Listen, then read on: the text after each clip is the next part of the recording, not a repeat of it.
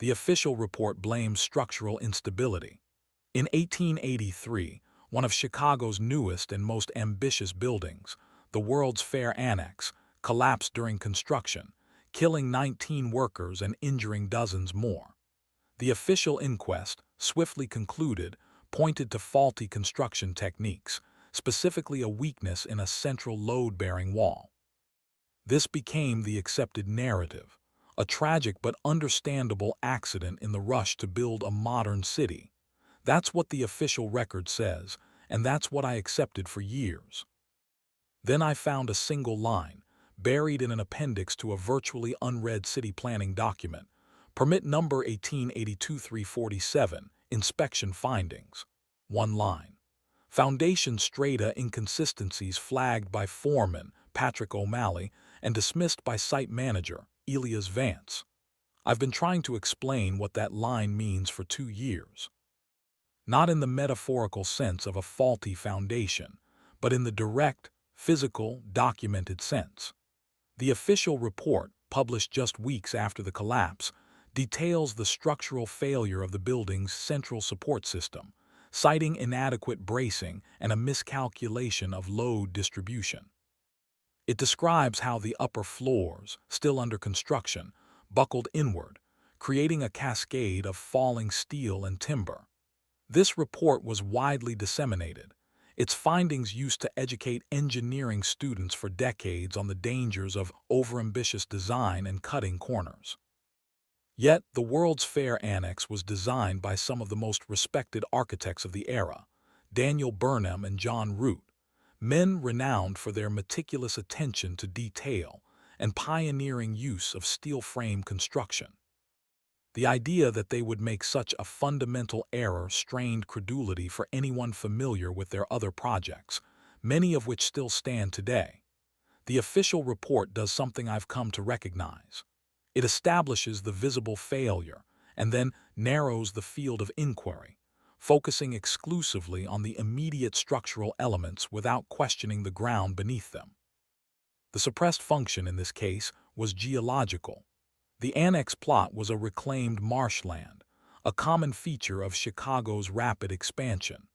Building on such land required extensive, specialized foundation work to prevent differential settlement, the uneven sinking of a structure due to varying soil conditions. The standard practice for large-scale projects like the Annex was a deep pile foundation, driven down to bedrock. The official plans for the Annex detailed such a foundation.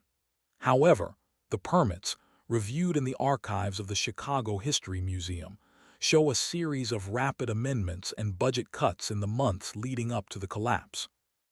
Dr. Lena Hansen, a geotechnical engineer at the Illinois Institute of Technology, spent 5 years cross-referencing the original architectural blueprints with extant municipal permits for the Annex site.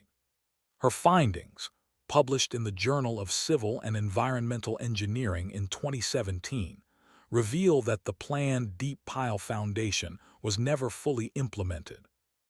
Instead, a hybrid system, combining shorter piles with an untested spread footing design, was approved due to unforeseen subsurface water flow, requiring immediate adaptation, as stated in a permit modification dated April 1883.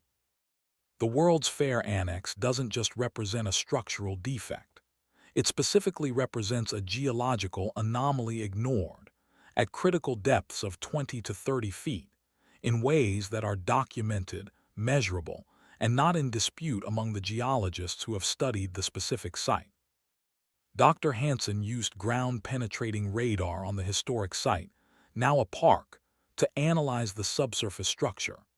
Her data shows significant variability in soil density and moisture content precisely where the deepest piles were planned.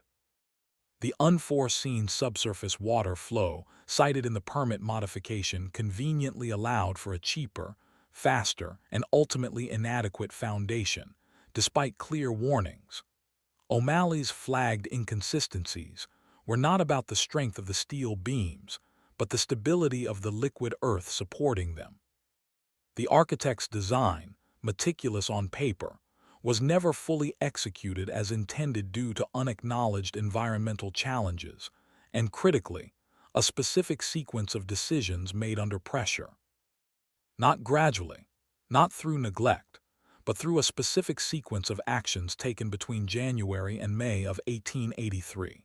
First, the City Council, eager for the World's Fair to open on schedule, enacted a temporary construction expediting ordinance in January 1883, allowing rapid approval of design modifications without the usual multi-stage geological review. Then Elias Vance, the site manager, whose financial incentives were tied to project speed, personally signed off on the foundation modification, bypassing the chief city engineer's office. This was all documented in municipal meeting minutes, accessed through the City of Chicago archives.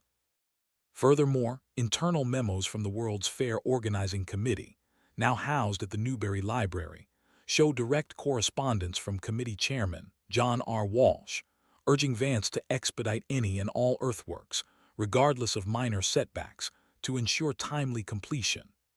The collapse itself, therefore, was not merely an accident but the direct, foreseeable consequence of a political and economic environment that systematically pushed aside expert warnings about the ground itself. Patrick O'Malley, the foreman who flagged the inconsistencies, was dismissed from the project 2 weeks before the collapse, records show, for insubordination. His warnings were not just ignored, the messenger was removed. What we cannot replicate today, despite all our advanced geotechnical engineering, is the institutional blindness that allowed a known geological risk to be so systematically ignored for the sake of speed and cost. The truth of the Annex collapse is not about a moment of structural failure, but a sequence of deliberate choices to dismiss foundational science. Patrick O'Malley, the foreman whose warning was dismissed, emigrated to Canada with his family within the year, records show, never to work in large-scale construction again. No formal charges were ever brought against Elias Vance or John Walsh. The question isn't whether the building was unstable due to poor construction. The question is who made sure we only ever asked the easy questions and never looked at the ground beneath our feet.